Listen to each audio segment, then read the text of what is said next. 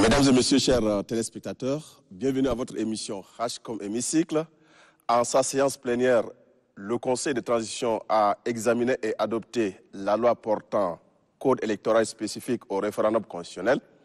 Pour débattre de l'intérêt que révèle cet instrument juridique, nous recevons comme invité Néné et Émir Torna, membres du Conseil national de transition. Bonjour. Bonjour. Vous avez eu à adopter en votre séance plénière la loi portant code électoral, plus spécifiquement au référendum constitutionnel. Alors, dites-nous quelle est l'importance de ce instrument juridique pour la population que vous représentez à l'hémicycle. Je vous remercie d'emblée, je vous remercie sincèrement pour cette émission. C'est peut-être la première fois que nous allons débattre de la question, vu que depuis la création de la CONREC, il n'y a pas eu grande communication autour de ça. C'était dû au contretemps et à l'occupation de tout un chacun. Vous savez bien que la CONREC est composée de membres du gouvernement et du Conseil national de transition. Donc généralement, nous y travaillons beaucoup plus à l'organisation pratique. C'est celle qui nous a laissé plus de temps de communiquer sur celle-ci. Si je reviens à la question que vous avez posée sur la loi électorale spécifique, pourquoi spécifique? Parce que il y a un code électoral en vigueur dans ce pays, en République du Tchad, depuis jusqu'aux dernières élections d'avril 2021, et depuis lors, il fallait vraiment spécifier le caractère de ce référendum. Surtout que c'est un référendum double, qui répond à un double questionnement. Même s'il y a une prééminence sur une recommandation, une résolution d'ailleurs de dialogue national inclusif sur le retour à l'ordre constitutionnel, sur la constitution de 1996, du 31 mars 1996, mais il fallait un code électoral spécifique pour le caractère double de ce référendum. Oui, on parle aussi d'un référendum constitutionnel. Qu'est-ce que vous entendez par là, un référendum couplé? Un référendum constitutionnel, c'est pour faire voter, demander au peuple souverain de voter la loi fondamentale qui veut bien se doter pour essayer de faire fonctionner les institutions du pays. Pourquoi coupler? C'est que lors du débat sur le dialogue, en plein dialogue, même si il y avait ou une prééminence sur la question du retour à l'ordre constitutionnel sur la constitution du 31 mars 1996, la question du fédéralisme est revenue le plus souvent. Et les conférenciers, ceux qui étaient là au dialogue, avaient souhaité plus ou moins aussi introduire cette question. Donc à partir de là, il fallait organiser un référendum couplé qui allait répondre à ces deux impératifs. Ça veut dire, la première, c'est est-ce que le peuple souverain adoptera la loi fondamentale conformément à la Constitution de 1996 qui sera tout naturellement révisée ou plus ou moins actualisée, parce qu'on parle de réviser, mais c'est plutôt actualisé dans l'air du temps, parce qu'on parle de 96, aujourd'hui nous sommes en 2023, ou si elle est rejetée, à partir de là, on posera les jalons d'une république fédérale avec une constitution fédérale qui sera présentée au peuple à temps. Oui, conseiller Torna, dans les discussions à l'hémicycle, certains élus, certains conseils nationaux ont tiré à boulet rouge sur la forme même de la loi fondamentale, la forme même de ce référendum constitutionnel. Certains disent que c'est une loi contre le fédéralisme. Qu'est-ce que vous dites? Non, je crois que c'est un mauvais procès qui est fait à la présentation des choses. Il présente les choses peut-être à tort et à travers. C'est qu'il y a double questionnement. Il y a une préoccupation, somme toute, d'abord sur la forme même de l'organisation de ces référendums d'une part, et d'autre part, il conteste le principe même de l'avant-projet constitutionnel qui a été présenté dans la commission dirigée par le docteur Oudengar. Donc vous n'êtes pas sans savoir que le débat était autour de ça. Est-ce que le référendum sera organisé selon uniquement cette loi fondamentale ou l'organisation, ou même le cadre organisationnel, à savoir la CONREC elle-même qui est contestée. Donc finalement, on ne savait plus trop vers où et dans quelle direction ils vont. Mais plutôt, je pense croire que c'est plutôt la sagesse qui prévalera. Au Tchad, on a toujours été comme ça, on conteste tout, mais après, quand on fait le distinguo des choses, on arrive plus ou moins à un résultat que nous souhaitons. Vous parlez de la contestation de la CONREC par la population. Qu'est-ce qu'on reproche concrètement à la CONREC? Là, je peux dire tout simplement que la plupart du temps, ils ont contesté la CONREG, ils ont accusé qu'elle n'est pas assez inclusive, que toutes les opinions ne sont pas représentées, etc. C'est que dans le détail même de la composition de la CONREG est là pour leur prouver. Oui, mais il semble que vous avez choisi vos copains. Non, c'est plutôt, je crois, qu'une mauvaise manière d'approcher les choses. Si vous voyez un tout petit peu, au niveau de l'Assemblée, au niveau du Conseil national de transition, nous avons mis en place ce qu'on appelait les groupes de sensibilité. Il y en a, je crois, à peu près 12, ou 12 ou 14, je ne me souviens plus du chiffre exact. Et dans ces groupes de sensibilité, le président a été attelé à cœur, a demandé à chaque groupe de sensibilité de présenter trois personnalités qu'il choisira ensuite pour être représentative au sein de la CONREG. Ce qui a fait que finalement, il y a 15 conseils nationaux qui ont été envoyés de toutes les sensibilités. La CONREG, du côté gouvernemental, il y a eu 5 membres du gouvernement qui sont consultés, qui ont été envoyés à la CONREG. Et dans ces membres du gouvernement, il y a des gens de l'opposition. Et il y a eu en place, ensuite, on a mis en place un bureau qui est composé du président, qui est le ministre de l'administration du territoire, secondé d'un parlementaire qui est notoirement reconnu comme étant fédéraliste. Donc je ne vois pas en quoi cela peut mettre un doute sur la sincérité de l'organisation structurelle de la CONREG. Aujourd'hui, la présidence de la CONREG est gérée par le ministre de l'administration du territoire. Au niveau du gouvernement, ce sont les gouverneurs qui sont les présidents de cette CONREG. Au niveau du département, ce sont les préfets. Au niveau des sous-préfectures, ce sont les sous-préfets. Est-ce qu'on peut parler de l'impartialité de cette CONREG-là, surtout dans la gestion des élections? Parce que nous connaissons déjà d'emblée la couleur politique de ces chefs d'unité administrative. Vous savez, c'est un tout petit peu le débat qu'on trouve un peu partout dans le monde. Partout dans le monde. C'est pas quand même un procès d'intention? Non, c'est une forme de procès d'intention qui est fait à tort à la CONREG ou bien au gouvernement. Il s'agit d'un gouvernement d'union nationale de transition qui est présidé par une personnalité notoirement connue pour avoir été dans l'opposition ces 30 dernières années et qui chapeaute toute la CONREG. C'est le Premier ministre, le chef du gouvernement, qui chapeaute la CONREG. Nous travaillons selon ses directives et selon ses instructions, même si elle est présidée par le ministre de l'administration du territoire. Ce que je sache, tout le monde est dans la boucle et tout le monde décide à chaque niveau que ce soit du fonctionnement et de l'organisation de cette CONREG. Le problème qui se pose, c'est qu'on n'a pas compris exactement de quoi il s'agit. Ils ont cru que c'était une élection classique où on votait pour l'élection d'élus locaux ou de députés, etc. En réalité, il s'agit d'un référendum constitutionnel. Un référendum constitutionnel, nous n'avons pas 17 millions de Tchadiens encartés dans les partis politiques. Il s'agit de gens à qui on va demander quelle sera l'organisation administrative de l'État. À cela, c'est les institutions de transition, à savoir celles qui sont sorties du dialogue, qui sont chargées de l'organiser. Et d'ailleurs, même si je vais beaucoup plus loin, dans d'autres pays du monde, c'est le ministère de l'administration du territoire qui est le ministre des élections. C'est lui qui l'organise. Donc je ne vois pas en quoi le ministre de l'administration du territoire peut être supposément voulu écarter. Alors on va prendre qui? Quelqu'un notoirement connu de l'opposition et qu'on va juger automatiquement comme étant impartial. Je crois que c'est une mauvaise manière de voir les choses. Et souvent, c'est jeter un peu l'anathème ou le discrédit sur l'ensemble des membres de la CONREG, comme si c'était des gens qui allaient plus ou moins valider un projet savamment orchestré ou organisé. Nous ferons tous en sorte pour que la loi électorale soit votée dans ce pays, ou si elle est rejetée, il y aura un référendum. Il était prévu qu'il y aura un référendum sur le fédéralisme, si tant est cette constitution est rejetée. Et à partir de là, ce sera à eux de choisir. Et autant qu'ils fassent campagne pour que chacun des partis fasse campagne pour la réussite. C'est le résultat qui compte. Ce n'est pas le cadre organisationnel. Donc tous les éléments de transparence sont mis en place. La CONREG, elle est plurielle. Toutes les sensibilités sont là. La plénière de 21 membres valide tout. Le ministre de l'administration du territoire, par ailleurs président de la CONREG, n'a pas voix prééminente par rapport à nous. Il ne décide pas in fine, seul dans son coin de celle-ci. Nous validons tous les textes qui apparaissent et qui sont rendus publics.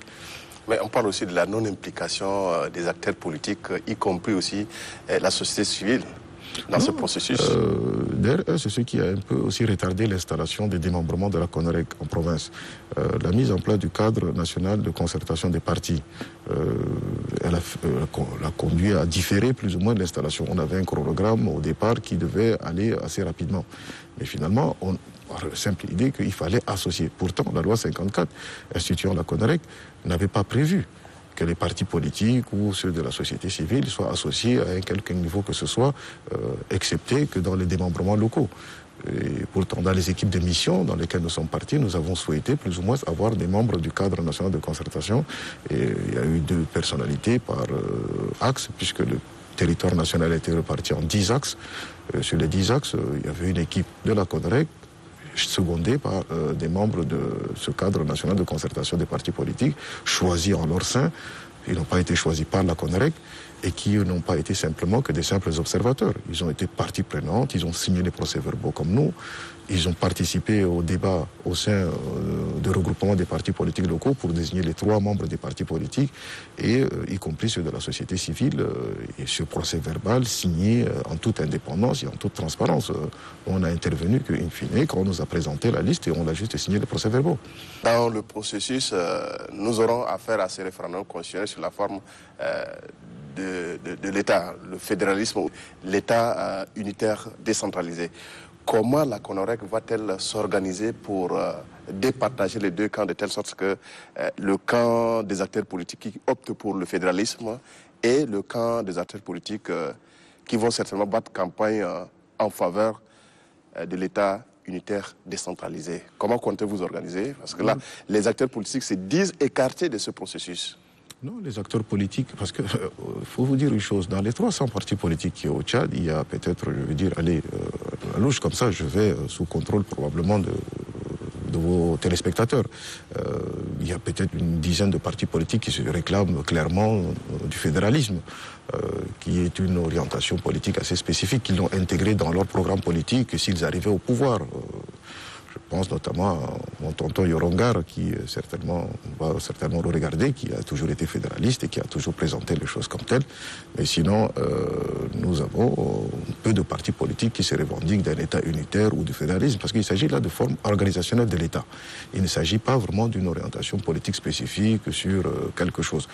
Sinon, on pouvait dire que dans cette organisation, l'organisation non pas seulement de ce référendum, il pouvait avoir plusieurs questions, puisque les formes de l'État, on ne peut pas se limiter uniquement à l'État unitaire fortement décentralisé, comme ça a été dit, surtout, parlons de l'État unitaire décentralisé au fédéral. Donc on pouvait dire aussi qu'on allait faire un 3e vote sur l'État unitaire uniquement. C'était aussi possible. Il y avait des gens qui sont peut-être partisans de l'État unitaire.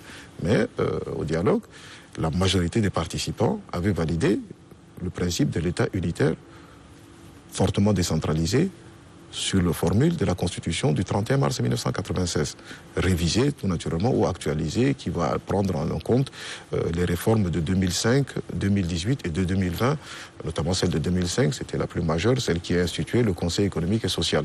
Donc tout cela sera intégré dans la nouvelle loi fondamentale qui sera présentée. Mais comme il y avait cette préoccupation du fédéralisme, il y a eu un débat ici, dans le siège de l'ANAMA, la commission politique, elle s'était réunie ici, les débats ont été vifs, il y avait toutes les sensibilités, et finalement, on a adopté la résolution en plénière du dialogue, mais on a décidé souverainement que la question du fédéralisme devait être adjointe à l'organisation de ces référendums si au cas où cette constitution, cette loi fondamentale n'est pas approuvée, elle ouvre la voie automatiquement au fédéralisme. Je veux dire, c'est une victoire pour les fédéralistes qui devaient plus ou moins s'en réjouir. Ça veut dire que ce n'est pas une question de oui ou non et qu'on allait leur représenter une 2e mouture de constitution de l'État unitaire. Le deuxième référendum, ce sera simplement sur la forme fédérale, parce qu'il y a plusieurs formes fédérales, c'est qu'il ne faut pas oublier. Il n'y a pas qu'une seule forme fédérale, parce que si je prends tous les partis politiques qui se réclament du fédéralisme, je suis sûr qu'ils n'ont pas le même programme, ou le même découpage, ou les mêmes organisations du fédéralisme, parce que le fédéralisme, c'est un sens large. Celui du Nigeria n'est pas pareil que celui de l'Afrique du Sud, ou bien à la forme confédérale, comme c'est le cas en Suisse. Donc tout cela, ce sont encore des choses qui restent à penser, à réfléchir.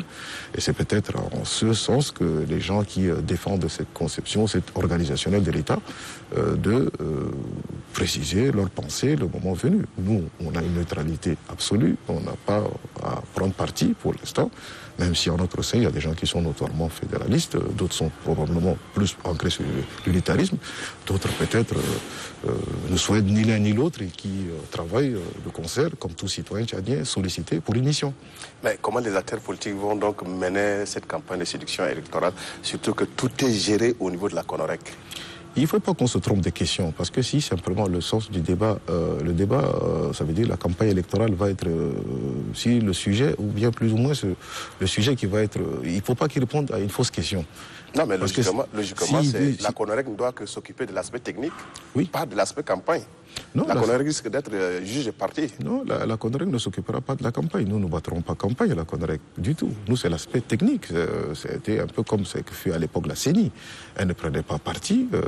On laissait le soin aux formations politiques et à l'organisation administrative du pays, au pouvoir public, au gouvernement d'Union nationale de transition, de voir dans quelle mesure il permettra d'organiser les différentes sensibilités qui se démarqueront. Tout cela est sur la table encore. Ça n'a pas été encore défini.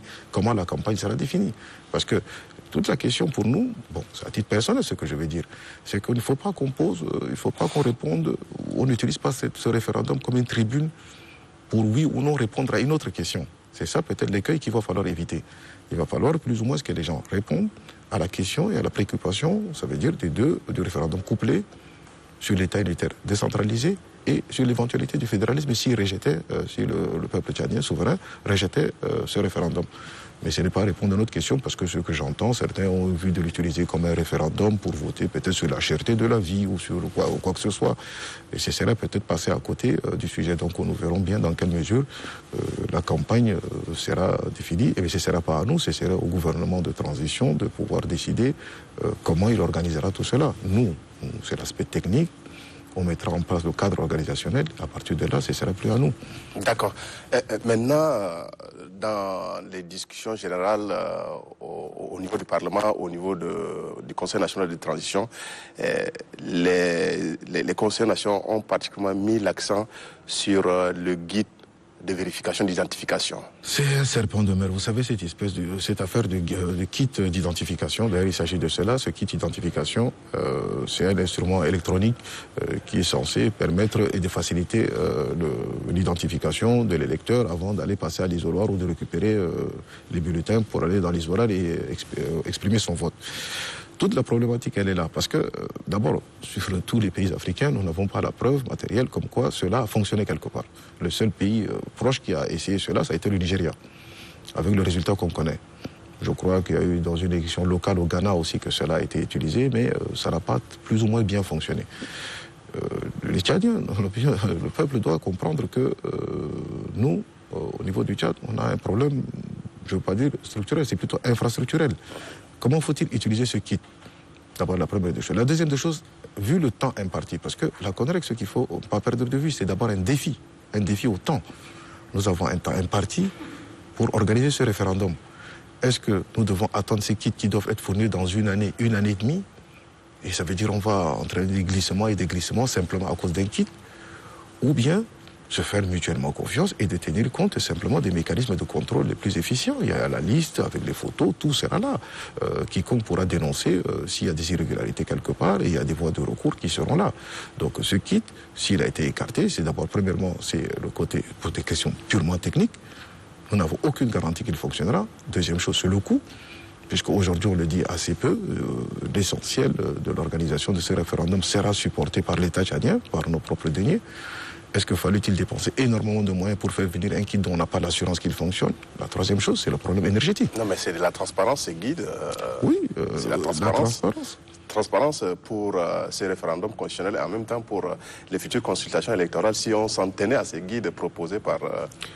Je crois que viendra le temps où il y aura l'organe constitutionnalisé, à savoir la CENI, qui aura à répondre peut-être de cette question. Pour l'instant, nous parlons à l'impératif du temps, par la CONAREG qui organisera le référendum. Parce que, pour l'instant, certains ont dit pourquoi pas la CENI, tout ça. Ce qu'ils oublient, c'est que le référendum, plutôt le dialogue, ne permettait pas la mise en place d'une CENI. Parce que c'est un organe constitutionnalisé, donc il fallait nécessairement qu'il y ait une loi fondamentale, et dans cette loi fondamentale, il est prévu la mise en place d'une CENI, une commission électorale nationale indépendante.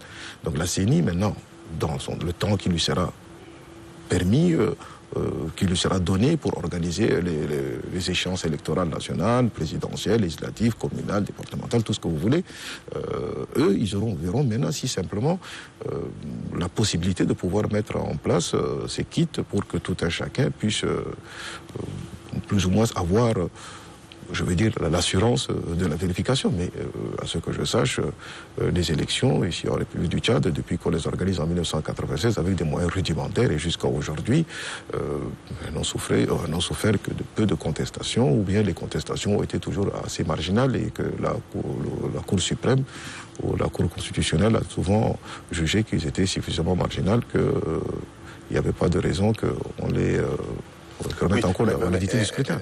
La question du vote des nomades a été aussi évoquée lors de l'examen de cet instrument juridique. Un peu plus loin, il y a aussi conflit entre agriculteurs et éleveurs. Comment les populations sinistrées pourront-elles exprimer leurs droits civiques? Il s'agit d'abord d'êtres humains, ce qu'il ne faut pas oublier, que ce soit les nomades ou les populations déplacées pour cause d'intempéries, etc. Donc s'il va falloir essayer de les enrôler, ce sont des citoyens qui sont tout naturellement enrôlés, il y aura des éléments. En 1996, il y a eu le vote des nomades. On a eu à discuter avec les chefs de FERIC pour des points de fixation, des points de cantonnement, où là où, au moment du scrutin, ils seront suivis par une équipe qui sera chargée, peut-être une équipe mobile, qui sera chargée de venir les voir sur leur lieu de cantonnement, un temps soit peu, puisque le scrutin est en temps un jour, ou bien leur permettra un scrutin sur 2 ou 3 jours, parce que c'est ce qui s'est passé en 1996, on avait organisé le scrutin sur 3 jours pour les nomades, c'est pour aller de campement en campement, il faut faire en sorte qu'on recueille leur vote avec tous les observateurs, avec tout ce qu'il fallait pour que ces citoyens aussi puissent exprimer leur choix. Et quant aux populations déplacées, c'est aussi pareil. On ira dans les lieux, comme par exemple ici à la sortie sud de N'Djamena, il y a des points de cantonnement, donc on ira vers eux. Si tenté, ils ne sont pas déjà enrôlés dans leur adresse, parce qu'il y a eu déjà un recensement biométrique dans ce pays, la base de données étant fournie. Actuellement, c'est simplement, le fichier électoral sera certainement actualisé sur la base de données antérieure. Oui, est-ce que la CONOREC est prête à tenir sa promesse par rapport à la date du 19 novembre 2023 pour l'organisation de ce référendum constitutionnel? Parce qu'on est déjà à 24 mois moins 8, il nous reste pratiquement 16 mois, n'est-ce pas? Oui, il faut vous dire une chose, c'est que en matière de processus, nous de l'autre côté, nous sommes prêts.